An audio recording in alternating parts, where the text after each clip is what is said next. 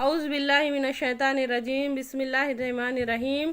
शुरू अल्लाह का नाम लेकर जो बड़ा मेहरबान निहायत रहम करने वाला है। तमाम तारीफ़ें उस अल्लाह अज़्ज़ व जल के लिए लायक व ज़ाइबा है जो सारे जहाँ का बनाने वाला और उसको पालने वाला है। और दरूद व सलाम हो उसके आखिरी नबी हज़रत मोहम्मद मुस्तफ़ा सल्लल्लाहु अलैहि वसल्लम पर। एक होता है अमन का दौर और एक होता है खौफ का दौर। सही बोलते हैं कि अगर इंसान को कोई चीज़ मिल जाए ना तो उसको कदर नहीं रहती। हमने कभी भी खौफ का दौर देखे नहीं, इसके वास्ते हमको उसकी कदर नहीं है कि खौफ का दौर क्या रहता। जब ज़मीन में हद से ज़्यादा बुराई फैल जाती तो खौफ का दौर फैल जाता। जब ज़मीन में हद से ज़्यादा बुराई फैल जाती, रिश्तों से ज़्यादा पैसों की अहमियत हो जाती। इसी तरह हर चीज़ का ऐसा है, जब बुराई बहुत हद से ज़्यादा फैल जाती ना तो खौफ का दौर फैल जाता। कोई किसी से महफूज नहीं रहता, ना जान महफूज रहती, ना माल महफूज रहता, ना इज़्ज़त महफूज रहती। अच्छी तरह से समझो इस बात को। हमने कभी उस दौर का तसव्वुर नहीं कर लिया, हमको कभी वो दौर मालूम ही नहीं कि खौफ का दौर क्या रहता। हमारे नबी सल्लल्लाहु अलैहि वसल्लम को नबूवत मिलने से पहले बुराई इस हद तक फैली हुई थी, वो खौफ का दौर था। आम इंसान का जीना मुश्किल था। लोग पत्थरों को पूजते थे, माबूद की पहचान नहीं थी। मुर्दार खाते थे, कता रहमी करते, रिश्ते नातों को तोड़ते, हद से ज़्यादा जुल्म करते, कत्ल गारतगिरी, लड़कियों को जिंदा दफन कर दिया जाता था।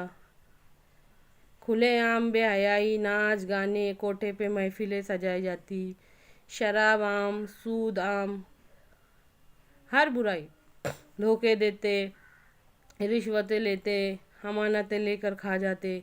उनके अंदर हर किस्म की बुराई मौजूद थी और वो दौर खौफ का दौर था। कोई किसी से महफूज नहीं था, किसी को किसी पे भरोसा नहीं था।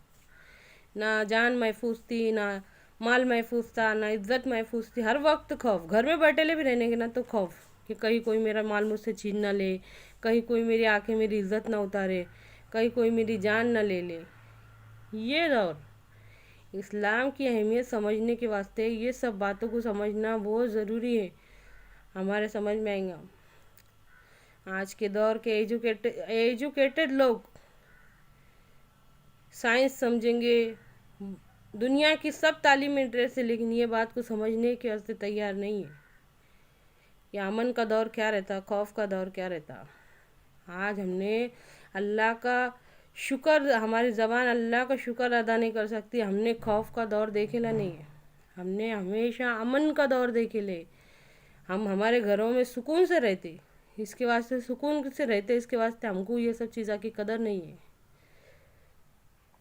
और ये ज़माना जब हद से ज़्यादा ज़मीन पे बुराई फैलेंगी ना तो ये वक्त आएगा कि हम में से कोई ये चाहेगा कि हमारे औलाद के सामने ये सब हो।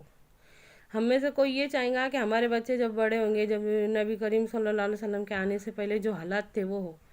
अल्लाह के वास्ते इस्लाम की अहमियत को समझो। इस्लाम का मकसद है कि बुराई पर भलाई का राज हो।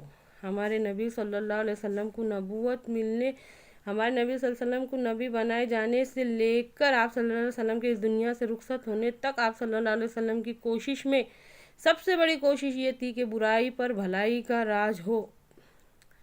हम इस एंगल से नहीं देखते इस्लाम को। इस्लाम का नाम आया कि पहला कलम 5 अरकान ध्यान में आ जाते, बस इसके अलावा इस्लाम कुछ नहीं है। अल्लाह के वास्ते बात को समझो। ये अमन अमान का दौर, ये खौफ का दौर, ये सब क्या है। हमने कि हमारे क्या अमल होने वाले चाहिए, इस वक्त हमारे अमल क्या होने चाहिए। अल्लाह के वास्ते बात को समझो।